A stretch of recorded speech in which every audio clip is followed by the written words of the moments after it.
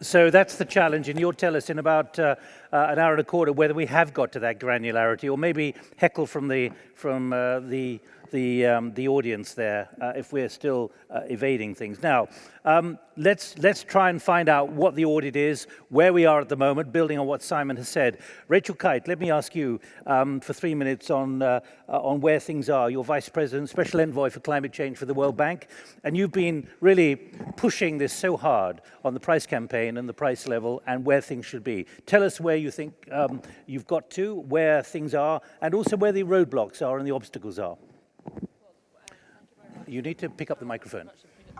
Excellent. Good morning, everybody. Well, the reason we've been working together with business coalitions and a number of countries and states and cities around the world on this is because it's difficult to imagine if the point of the exercise is to drive carbon out of the economy and achieve a growth and greater resilience without the intensity of carbon in our economic model, then it's difficult to imagine a quicker, more efficient way to do that than to, together with many other policy instruments, put a price on carbon. So what's been happening is an extraordinary uptick in jurisdictions around the world wanting to technically understand the possible options for how to do it and to understand what others have learnt from doing it. So very quiet technical conversations going on for a number of months and years that would allow California to learn from provinces in China to learn together with the Koreans to also then learn from how Chile is looking at it, and South Africa, and British Columbia, and now Quebec, and then Ontario. And you start to see that technical conversation has bubbled up with Paris on the horizon into this can be done, you can be returned at the ballot box, you can get efficiency, you can get effectiveness, and you can get the pass-through of the revenue to where you need it for that long-term signal. Married with an uptick in the business community, which is saying what we need is predictability.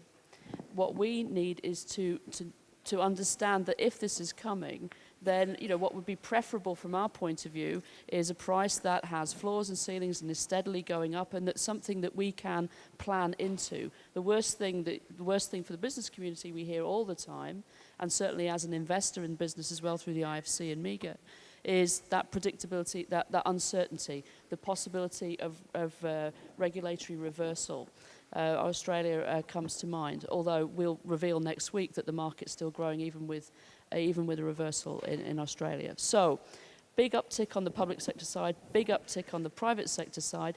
Now a real conversation about, in your economy, given its structure, given its state of development, is a tax better, is a trading system better, or a mix? Is explicit better than implicit? Implicitly, which policy measures work? And we're now down, I think, across the world, looking at those kinds of questions.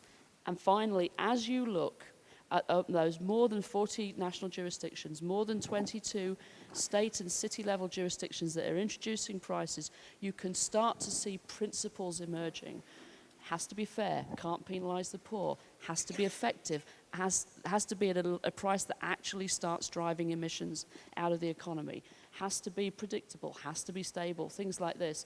And I think that's where now there's political interest in sending a signal from Paris that this can be done. There are actually lots of learning out there. This is the way to do it. And we see more and more and more jurisdictions now starting to work through in their INDCs and elsewhere, well, okay, when are we going to do it and how are we going to do it? Rachel, quickly, where are the obstacles? Where are the roadblocks still?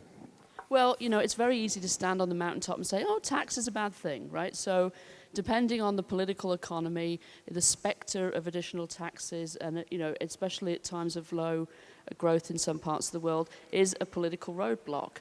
But there are jurisdictions who've managed to put taxes on and have not increased the overall burden on the household or the overall burden on the small business. So you do have to get through that. I think you also need to be able to sell both to business and to the electorate where the benefit will come, and that this can be equitable and can be fair. And both in trading systems, which are complex, and then everybody stands up and says, well, Europe had one and it didn't work. By the way, it did. Emissions were reduced. And so you have to sort of introduce the idea that success is possible with trading systems.